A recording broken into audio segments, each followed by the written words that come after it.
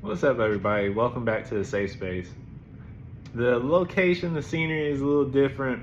My phone stand thing broke, and it's cold. I'm not trying to sit in the car.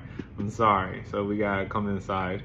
I don't have like a stand-up thing, so I gotta hold the phone. It is so uncivilized. I'm sorry. I'm sorry. And I got like workout clothes. I apologize, bro. I apologize. But today we're gonna be having a good discussion today. It's not really so much about mental health, but it's about men's health. Today I'm gonna be tackling I'm gonna call it, it's not even a myth, but culture versus Christ with the high value man, right? I think what I've been seeing on the internet is so disingenuous and it's very surface level. So I'm trying to tackle that a little bit. Bear with me. I don't want to get canceled by like red pill dudes. I think that's what they're called. I don't know. I think that's what they're called. If that's not who y'all are, I'm sorry for mislabeling. But yeah, let's talk about it. So when I see this high value, there's a lot of surface level things attached to men's value. And it's the ability to get women. It is monetary gain. It is titles from jobs. It is social equity, right? And although some of those things are important, that doesn't make you high value. Like, for instance, I've always been the guy who is well spoken, right? I dress well, I smell good, I have an insane cologne collection, so I always smell good. I have a good sense of fashion. I used to be the guy, I used to be the guy where I would just talk to a lot of women. Like I could just get them. And I used to always have just an option. There was always somebody in my phone. And there were times where I would just go to a party, find who I wanted to talk to, go to an event, find who I wanted to talk to her for the night, have a boo for the night, maybe go on a date or two. And yeah. And that was lather, rinse, repeat. That was my lifestyle. And it was the rooftop restaurants, it was the cocktails, it was the fancy clothes, it was the wine and dine, right? That was my lifestyle. And what that left me with was a lot of emptiness, right? Because none of those women are my wife. Those are unnecessary soul ties made. It was time wasted when I could have been a lot more productive and I could have been focusing on myself to better myself. I instead was just going off what culture says I should do, right? And I didn't really get anything from that other than momentary pleasures. Now, I ended up getting the titles. What culture says you should have the titles. You should be the CEO, you should be the doctor, you should be the entrepreneur, you should be this, you should be that. Well, I'm a creative director. I'm in finance. I do things where the title looks so nice, right? If I look at my resume is very beautiful. But those things didn't comfort me when I lost loved ones. Those things didn't comfort me when I was going through life. I was just a person hurting with titles. So how could you possibly hold those things to high value when none of those things are really going to help you when life happens, when life shows up, right? Now, once I started working on myself and started getting right with Christ, with God, and started working on developing the fruits of the Spirit in my life: love, joy, peace, patience, goodness, kindness, gentleness, self-control, cutting out the unnecessary dating, cutting out having to talk to a bunch of women, cutting out a lot of bad habits, smoking. I used to smoke a lot of weed, and I used to drink a lot. I used to party. I used to do a lot of things, but once I started cutting those things out and started really focusing on my mental health, my physical health, my spiritual health, my emotional health, because mental and emotional health are two different things. They're two different things. They're tied together, but they're two different things. And started understanding who God wanted me to be, that's when people started looking at me different. That's when admiration came. That's when people started valuing with what I had to say and who I was as a man. Like, when you're able to, and I'm not perfect, right? I'm not perfect. I'm not trying to get on my soapbox and say, you gotta be like me. You gotta be who God made you to be.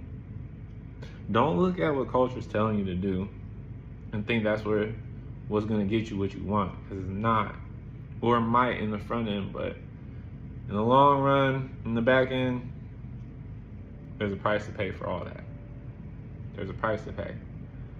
So start developing that relationship with God. Start going to the gym. Start going to therapy, right? Start figuring out who you are as a man. Start figuring out who you are as a man and the trauma you've had to endure that has shaped you and molded you, and start working through that. Because we don't just end up in these places out of nowhere. There was something that drove us there. I was a late bloomer. I didn't really get a lot of girls in high school. So once I started coming into myself, I went crazy. I went crazy. But rejection caused a phase, right? There are things, there are roots. And once you start looking at those roots, once you start working on those roots, trauma affects us in so many different ways. People be like, bro, I'm not crazy. I don't need therapy. I'm not lashing out. I'm not doing this. But are you a workaholic? Are you success driven? Are you a womanizer? Can you not be alone for extended periods of time? Do you have to be out and about?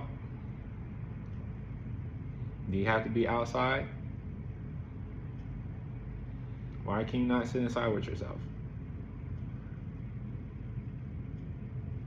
Food for thought. Food for thought. That's how trauma can look like that. Trauma can look like that. Trauma can look like you being very self-important. And when I see these videos, I see a lot of self-importance. I don't see a lot of humility. I don't see a lot of meekness. I see a lot of hurt people telling other hurt people how to cope with being hurt. And I'm not judging anybody, but what I'm telling you is, if you go down that route, all that stuff is fleeting and is temporary. Coming from a guy who had it. And coming from a guy who could go back at any point in time, but kind of like Lot's wife, if I look back, it's nothing but a pillar of salt. I'm nothing but a pillar of salt.